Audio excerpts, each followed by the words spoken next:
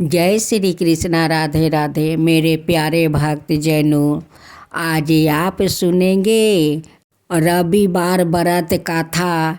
एक ब्राह्मण ने और उनकी 5 बेटी की कहानी, साथ में एक बुढ़िया माई और सूर्य भगवान की कहानी। आज आप सुनेंगे रविवार की व्रत कथा। रविवार व्रत की पौराणिक कथा के अनुसार प्राचीन काल में एक बुढ़िया माई रहती थी। वो नियमित रूप से रविवार का व्रत करती थी।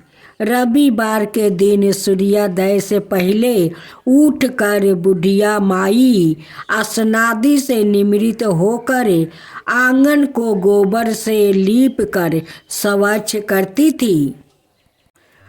उसके बाद सूर्य भगवान की पूजा करते हुए रविवार का व्रत कथा सुनकर सूर्य भगवान का भोग लगाकर दिन में एक समय भोजन करती थी।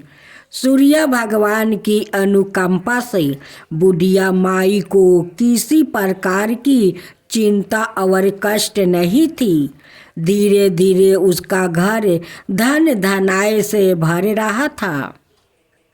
उस बुढ़िया माई को सुखी होते देखे उसकी पड़ोसिन उससे जलने लगी। बुढ़िया माई ने कोई गाय नहीं पाल रखी थी, अतः वो अपनी पड़ोसिन के आंगन में बंधी गाय का गोबर लाती थी। पड़ोसिन ने कुछ सोचकर अपनी गाय को घर के भीतर बांध देती। रविवार को गोबर ना मिलने से बुढ़िया माई अपना आंगन नहीं लीप सकी।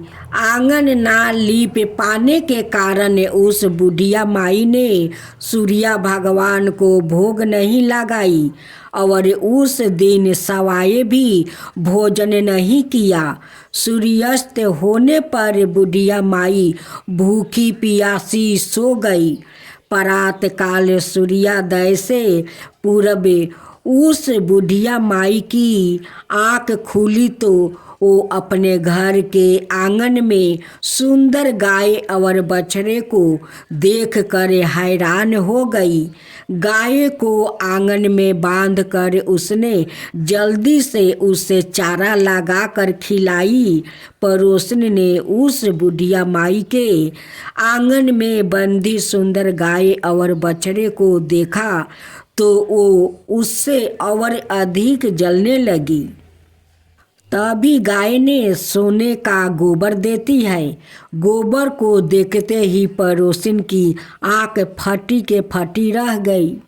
पड़ोसन ने उस बुढ़िया माई को आस पास ना पाकर तुरंत उस गोबर को उठाया और अपने घर ले गई और अपनी गाय का गोबर वहाँ राख आती है।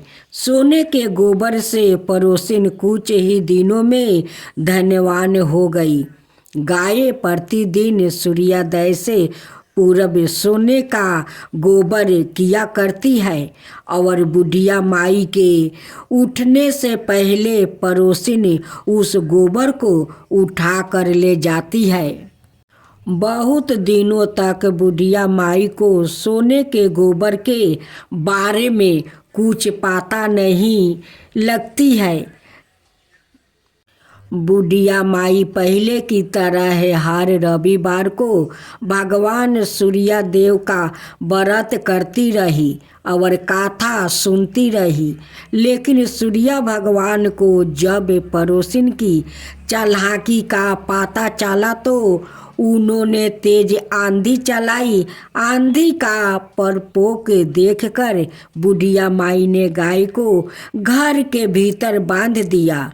सुबह उठकर बुढ़िया माई ने सोने का गोबर देखा। उसे बहुत आश्चर्य हुआ। उस दिन के बाद बुढ़िया माई गाय को घर के भीतर बांधने लगी। सोने के गोबर से बुढ़िया माई कुछ ही दिनों में बहुत धनी हो गई। उस बुढ़िया माई के धनी होने से पड़ोसिन बुरी तरह जल भून कर राख हो गई और उसने अपने पति को समझा बुझा कर उसे नगर के राजा के पास भेज दिया। सुंदर गाय को देख कर राजा बहुत खुश हुआ। सुबह जब राजा ने सोने का गोबर देखा तो उसके आश्चर्य का ठिकाना ना रहा। उधर सूर्या भगवान को भूखी पियासी बुढ़िया माई को इस तरह प्रार्थना करते देखा, उस पर बहुत करुणा आई। उसी रात सूर्या भगवान ने राजा को सपने में कहा, राजन, बुढ़िया माई की गाय और बछड़ा तुरंत लौटा दो, नहीं तो तुम पर विपत्तियों का पहाड़ टूट पड़ेगा, तुम्हारा महल नष्ट हो जाएगा। सूर्य भगवान के सपने से बुरी तरह भयभीत राजा ने परात उठते ही गाय और बछड़ा बुढ़िया माई को लौटा दिया। राजा ने बहुत सा धन देकर बुढ़िया माई से अपनी गलती के लिए क्षमा मांगी। राजा ने पड़ोसिन और उसके पति को उनकी इस शैतानी के लिए दंड दिया। फिर राजा ने पूरे राज्य में घोषणा करवाई कि सभी स्त्री पुरुष रविवार का व्रत किया करो। रविवार का व्रत करने से सभी लोग के घर धन धनाय से भर जाएगा। राज्य में चारों ओर खुशहाली छा गई।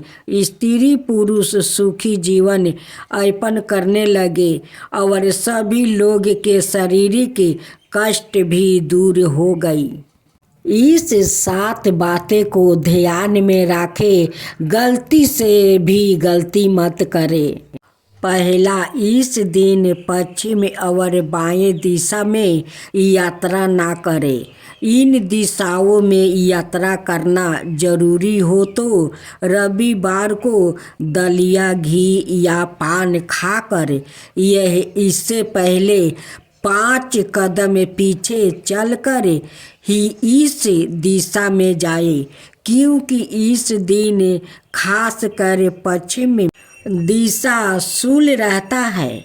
दूसरा, रविवार को तांबे से निर्मित चीज़ों को बेचने से बचना चाहिए। तांबे के अलावा सूर्य से संबंधित अन्य धातुओं या वस्तुओं भी ना बेचे।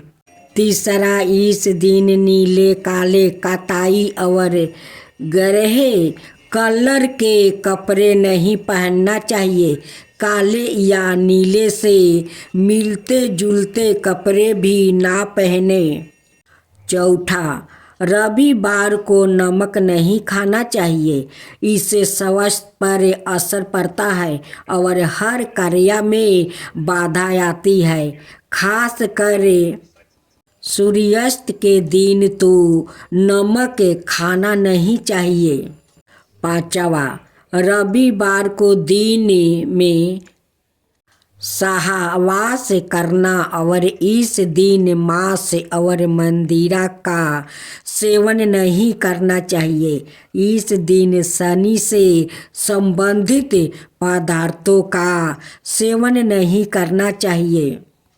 छठवां, आम तौर पर लोग रविवार को ही बाल काटते हैं, परंतु मानता है कि इस दिन बाल काटने से सूर्य कमजोर होता है। सातवां, इस दिन तेल मालिश भी नहीं करते हैं, क्योंकि यह सूर्य का दिन होता है और तेल शनि का होता है। सूर्य देव की आरती को करने से बहुत लाभ होते हैं। यह आरती सूर्य देव के प्रति आपकी श्रद्धा और आस्था को व्याकृत करती है। सूर्या देव को ऊर्जा का प्रतीक माना जाता है। ऐसे में सूर्या देव की विधिवत पूजा करने के साथ आरती करने से सुख, समृद्धि, धन, संपदा, मान सम्मान की प्राप्ति होती है। इसके साथ ही हर क्षेत्र में सफलता प्राप्ति होती है। सूर्य देव की आरती करने से शुभ फलों की प्राप्ति होती है। सूर्य देव की कृपा से शरीर में ऊर्जा बनी रहती है और विभिन्न रोग से मुक्ति मिल जाती है। सूर्य देव की पूजा करने से घर में सुख, समृद्धि के साथ शांति बनी रहती है। सूर्य देव की विधिवत आरती करने से आत्मविश्वास की वृद्धि होती है। इसके साथ ही मानसिक स्थिति मजबूत होती है। सूर्य की आरती करने से मान सम्मान, पद, प्रतिष्ठा की प्राप्ति होती है। सूर्य उदय से पहले उठकर सभी कामों से निवृत्त होकर स्नान कर ले। इसके बाद साफ सुथर वस्तु धारण कर ले। इसके बाद एक तांबे के लोटे में जल, सिंदूर, लाल फूल, अक्षत डालकर सूर्य देव का अर्घ करे। इसके बाद हल्दी, चावल, गुड़, तिल, फल आदि अर्पित कर दे। इसके बाद घी का दीपक और धूप जला ले। इसके बाद सूर्य मंत्र का जप करे। अंत में विधिवत तरीके से श्रद्धा के साथ आरती कर ले। सूर्य देव की विधिवत आरती करके बाद में जल से आचमन कर ले। इसके बाद पूरी श्रद्धा के साथ उन्हें प्रणाम करे और उनका आशीर्वाद प्राप्ति करे। इसके साथ ही सूर्य देव से सुख, समृद्धि, आस्था और अंतिमक शांति की प्रार्थना करे। अंत में भूल चूक के लिए माफ़ी मांग ले। एक ब्राह्मण और ब्राह्मणी की कहानी। किसी गांव में ब्राह्मण और ब्राह्मणी रहते थे। उनकी 5 बेटी थी। वो ब्राह्मण देव बहुत गरीब थे। वो रोज भिक्षा मांगने जाते थे, लेकिन 1.25 सेर से ज़्यादा भिक्षा नहीं मिलता था। उस भिक्षा से तो उनकी परिवार का भूख संतोष नहीं होता था। ब्राह्मण देव सुबह उठता है, नहा धोआ करे, वो सूर्य भगवान को अर्घ देता है और वो भिक्षा मांगने चला जाता है। ब्राह्मण देव जितने ज़्यादा घर भिक्षा मांगते हैं, लेकिन उनकी 1.25 सेर से ज़्यादा भिक्षा नहीं मिलता है। ब्राह्मण देव को घूमते घूमते पाँव में छाला पड़ जाता था। वो थक जाता था। ब्राह्मणी सूर्य भगवान से विनती करती है कि हे सूर्य देव, ब्राह्मण देव सुबह उठकर नहाते हैं, धोआते हैं, आपका पूजा करते हैं, अर्घ भी देते हैं, लेकिन वो तो एक समय पेट भर कर भोजन नहीं पाते हैं और वो चले जाते हैं भिक्षा मांगने। आप क्यों नहीं कृपा करते हैं? हे सूर्य देव, इस दरिद्रता को हम लोग कब तक सहते रहेंगे? एक दिन ब्राह्मण देव ब्राह्मणी से कहते हैं कि देखो, हम जो भिक्षा मांग कर लाता हूँ, हम लोग के 5 बेटी वो खा लेती है, लेकिन हम दोनों पानी पीकर सो जाते हैं। देखो, आज मैं भिक्षा मांग कर आऊँगा। जब 5 बेटी रात को सो जाएगी, तब तुम उठ कर रोटी बनाओगी और हम लोग दोनों पेट भर के भोजन करूँगा।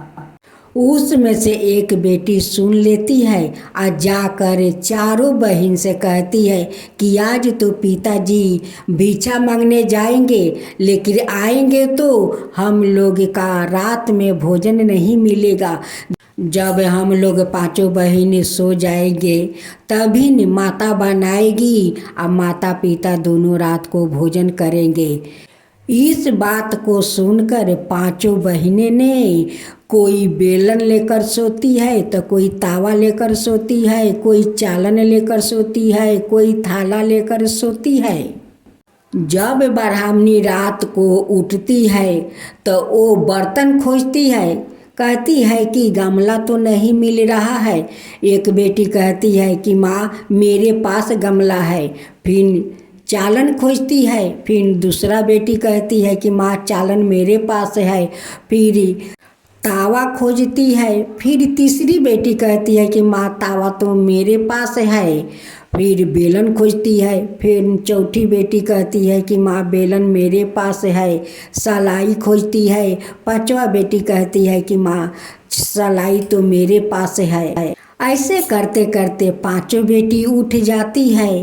अब ब्राह्मणी रोटी बनाती है और उस रोटी से सब का टुकड़ा टुकड़ा करके भाग लगता है। फिर ब्राह्मण देव को पेट नहीं भरा, ब्राह्मणी को भी नहीं भरा। दोनों पानी पीकर सो जाते हैं।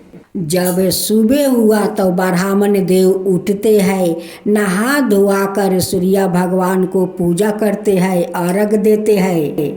पांचों बेटी को बुलाकर ब्राह्मण देव पूछते हैं कि बेटी तुम लोग किसके भाग से खा रही हो। उसमें से तीन बेटी बोलती है कि पिताजी आपके भाग से हम लोग खा रहे हैं। दो बेटी बोलती है कि पिताजी हम लोग के अपना भागे से खा रहे हैं। ये बात सुनकर ब्राह्मण देव बहुत क्रोध होते हैं। कहते हैं कि सारा दिन भिक्षा मैं मांग कर ले आता हूँ, पैर में छाला पड़ जाता है। और ये दो बेटी कहती है कि मैं अपना भागे से खाता हूँ। तब ब्राह्मण देव सोचने लगा कि इस दोनों बेटी को कहीं जंगल में ले जाकर छोड़ आता हूँ। तब देखता हूँ कि ये दोनों अपने भागे से कैसे भोजन कर लेती है। एक दिन ब्राह्मण देव दोनों बेटी से कहते हैं कि बेटी चलो मामा का घर, बहुत दिन हो गया, चलो मामा से भेंट करके आते हैं। मामा को घर बहाना करके पिता अपना दोनों बेटी को लेकर जाते हैं। चलते चलते शाम हो गया। अब ब्राह्मण देव दोनों बेटी को लेकर एक जंगल में पहुंच गया और दोनों बेटी से कहने लगे कि देखो बेटी इस गाछ के पास बैठो, उस गाछ का बाहर में तुम्हारा मामा का घर है। मैं तुम्हारा मामा को बुला कर लाता हूँ तो मामा हम सभी को सम्मान से अपना साथ बुला कर घर ले जाएंगे। ब्राह्मण देव के दोनों बेटी उसी गाछ के पास बैठी है। देखते देखते शाम हो रहा था, अंधकार छा रहा था। अब दोनों लड़की डरने लगी, कहने लगी कि पिताजी गए हैं मामा का घर, अभी तक तो लौट कर नहीं आया, अंधकार हो रहा है। अगर इस जंगल में अगर कोई जानवर होगा तो हम लोग के तो आज खाई जाएगा। छोटी बहन का जब डर लगने लगा तो वो सूर्य भगवान को हाथ जोड़कर वो गुहार कर रही थी कि हे सूर्य देवता, पिताजी तो आपका पूजा पाठ करते हैं, आप ही हम दोनों बहन के रक्षा कीजिए। हे सूर्य भगवान आप ही रक्षा कीजिए। इस जंगल में तो पिताजी छोड़कर मामा का घर गया है, अभी तक पिताजी लौट कर नहीं आए। अब आप ही रक्षा करेंगे, आप ही पर भरोसा है हे सूर्य देव। देखते देखते बहुत रात हो गया लेकिन पिताजी तो आए नहीं। उस जंगल में दो बानर था। उस दोनों बानर किसी दिन राजा का राजकुमार पुत्रा था। वहाँ पर राजमहल था। किसी ऋषि के श्राप के कारण वो महल जंगल में बदल गया और दोनों राजकुमार बांदर का रूप में बदल गया। जब ब्राह्मण का दोनों बेटी का आँख खुला तो सामने दो बांदर को देखकर डर जाती है। बांदर महाराज कहते हैं कि देखो तुम लोग डरो मत, हम लोग तुम दोनों को कुछ नहीं करेंगे। तुम लोग बताओ कि इतना रात का इस जंगल में अकेली क्यों बैठी हो, क्या कर रही हो, कहाँ तुम लोग का घर है और कैसे इस जंगल में पहुँची। ब्राह्मण का बेटी कहती है कि हमारा पिताजी मामा के घर गए हैं, मामा को बुला लाने। मामा जी आएंगे तो अपना साथ बुलाकर इज्जत सम्मान से अपना घर ले जाएंगे। पिताजी हम लोग के यही गाछ के भीरी बैठा कर मामा को घर चला गया, लेकिन अभी तक पिताजी तो लौट कर नहीं आए। बांदर महाराज कहते हैं कि ये तो विधाता का लिखा हुआ खेल है, जो विधाता लिखते हैं वही होता है। दोनों बानर कहते हैं कि देखो चलो हम लोग के साथ चलो, नहीं तो यहाँ पर कोई जानवर आ जाएगा और तुम दोनों को नुकसान भी पहुँचा सकता है। अब तो दोनों ब्राह्मण के बेटी कहती है कि चलो आखिर तो हम दोनों को इस जंगल में मरना ही है, तो चलो इस बानर के साथ चलते हैं, देखते हैं कि बानर कहाँ तक हम लोग को लेकर जाते हैं और हम लोग के साथ क्या करते हैं। जब ये बानर वो दोनों के साथ उस सुरंग के पास जाते हैं तो कहते हैं कि देखो इस सुरंग में तुम दोनों ढुको। दोनों लड़की कहती है कि इस सुरंग में हम लोग कैसे भला ढुक सकते हैं, ढुकेंगे तो उसी में तो फंस कर मर जाएंगे, आप लोग पहले ढुको। जब बानर ढुकने लगे तो कहते हैं कि देखो तुम दोनों हम लोग का पोछ पकड़ लो और जैसे जैसे हम लोग सुरंग में जाते हैं वैसे वैसे तुम लोग भी चलो। जब दोनों ब्राह्मण का बेटी उस सुरंग के नीचे उतरी तो क्या देखती है कि उस सुरंग के नीचे तो बहुत खूब सुंदर महल है। उस महल में हीरा मोती सोना चांदी सब भरे हुए हैं। दोनों ब्राह्मण के बेटी हाथ जोड़ कर कहने लगी कि हे बानर महाराज ये सब कैसे हुआ, आप लोग कौन है। तब हनुमान जी कहते हैं कि हम लोग कोई हनुमान नहीं है, एक ज़माना में हम लोग राजा का पुत्रा राजकुमार थे, हम दोनों के कारण आज महल सुरंग के नीचे आ गया और ऊपर जंगल बन गया, हम दोनों राजकुमार से बांदर हो गया। फिर ब्राह्मण के बेटी कहती है कि आप लोग इस रूप में कैसे हो गया, आप लोग का साथ क्या हुआ था। तब बांदर महाराज कहते हैं कि एक ऋषि महाराज जा रहे थे और उस ऋषि महाराज का बड़े बड़े दाढ़ी था, बड़े बड़े बाल था। हम दोनों देखकर हंसने लगे, वही हंसी के कारण ऋषि महाराज हम दोनों को श्राप दे दिया। हम दोनों तो बांदर बन गया और महल सुरंग के अंदर आ गया और ऊपर में जंगल हो गया। दोनों हनुमान कहते हैं कि देखो तुम दोनों हम लोग से शादी करोगी। दोनों लड़की कहती है कि अगर सूर्या देव हम लोग के यही भाग्य में लिखे हैं तो हम लोग ज़रूर आप दोनों से शादी करूँगी। दोनों लड़की शादी करने के लिए तैयार हो जाती है। वहाँ पर सूर्या भगवान साक्षात प्रकट होते हैं और सूर्या देव दोनों लड़की को उस बानर के साथ शादी कराते हैं। जैसे वो दोनों 7 फेरे पूरा हुआ वैसे दोनों बानर राजकुमार का रूप में आ गया और जंगल ओ मंगल हो गया। वहाँ पर महल बन गया, वहाँ पर सारे जंगल अदृश्य हो गया और महल तैयारी हो गया। वहाँ पर बहुत सारा बस्ती भी बन गया। सूर्या देव कहते हैं कि देखो बेटी, जो विधाता तकदीर में लिख देते हैं वही होता है, उसे कोई नहीं बदल सकता है। तुम्हारा पिताजी एक प्रश्न पूछा था कि बेटी तुम लोग किसके भागे खा रही हो? तीन बहन तो बोली कि पिताजी आपके भाग से खा रहा हूँ, लेकिन तुम दोनों सत्य बोली है। पिताजी हम लोग अपने भागे से खा रहा हूँ। तो बेटी तुम ये बात सत्य बोल रही हो। सब लोग के लिए अपने अपने भागे से आहार घर में आता है और सभी लोग के खाने के लिए मिलता है। जो भगवान जिसका तकदीर में जितना आहार लिख दिया है उसका तकदीर में उतना ही आहार जाता है। जो तुम्हारा पिताजी वो दक्षिणा मांगने जाते हैं या जितना दक्षिणा मिलते हैं उतना ही विधाता उनकी तकदीर में लिख दिया है, उतना ही मिलता है, उससे ज़्यादा नहीं मिलता है। क्योंकि उनकी भागे में सावा शेर ही दक्षिणा लिखा था, उससे नहीं ज़्यादा उससे नहीं कम।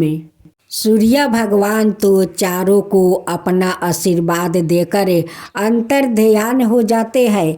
कुछ दिन का बाद ब्राह्मण देव को याद आया कि मैं तो दोनों बेटी को उस जंगल में छोड़कर आया हूँ। चलो चल कर देखता हूँ कि अब तक तो वो दोनों को जानवर खाकर ख़त्म कर चुका होगा। उस जंगल में भला कोई जानवर से बच सकता है? वो दोनों को लगता है वो जानवर साफ कर चुका है। जब ब्राह्मण देव वहाँ पर आकर उस जंगल को खोजते हैं तो जंगल तो नहीं है, वहाँ पर तो महल ही महल है। कुएं पर ब्राह्मण की बेटी पानी भर रही थी, लेकिन ब्राह्मण देव अपना बेटी को नहीं पहचान पाए। ब्राह्मण देव उससे पूछते हैं कि यहाँ पर तो जंगल था, ये महल कैसे हो गया? पिताजी तो अपना बेटी को नहीं पहचाने, लेकिन बेटी पहचान गई। वो कहती है कि पिताजी एक दिन आप हम दोनों बहन के इस जंगल में छोड़कर गए थे मामा का घर, लेकिन मामा का घर से तो आप लौट कर नहीं आए। वही आपका बेटी हूँ। जो विधाता लिखता है वो सही लिखता है। ब्राह्मण देव कहते हैं कि बेटी ये सब चमत्कार कैसे हुआ? तब उनकी बेटी कहती है कि पिताजी ये तो सब सूर्य देव जी के चमत्कार है। उन्हीं का कृपा से इस जंगल तो मंगल बन गया, जंगल तो अंतर्ध्यान हो गया, अब महल यहाँ पर बन गया। बेटी अपना पिता को महल के अंदर ले जाती है, उन्हें स्वागत करती है, बहुत सारा धन देती है, कहती है कि पिताजी ले जाइए, चारों बहन में बांट दीजिए और माता को भी यहाँ पर ले आइए, हम लोग एक साथ रहेंगे। ब्राह्मण देव जाते हैं और सारे धन अपना चारों बेटी में बांट देते हैं और अपना ब्राह्मणी को लेकर अपना बेटी का महल में आ जाते हैं। ब्राह्मण और ब्राह्मणी और उनकी दोनों बेटी श्रद्धा भक्ति से सूर्य देव का वो पूजा करने लगी। सारे मोहल्ले में घोषणा करवा दिया कि देखो आज से सभी लोग सूर्य भगवान को श्रद्धा भक्ति से पूजा करो। आज सूर्य देव के कृपा से इस जंगल को मंगल हुआ है और हम लोग सारे मिलकर सूर्य भगवान को श्रद्धा भक्ति से पूजा करेंगे। चलो सभी लोग मिलकर जैसे सूर्य भगवान इस जंगल को महल किया और जानवर से राजकुमार बनाया, उन्हें सब लोग मिलकर हम लोग सूर्य भगवान को जय जयकारा करते हैं। सूर्य देव की जय हो, सूर्य देव की जय हो, सूर्य भगवान की जय हो, सूर्य भगवान की जय हो।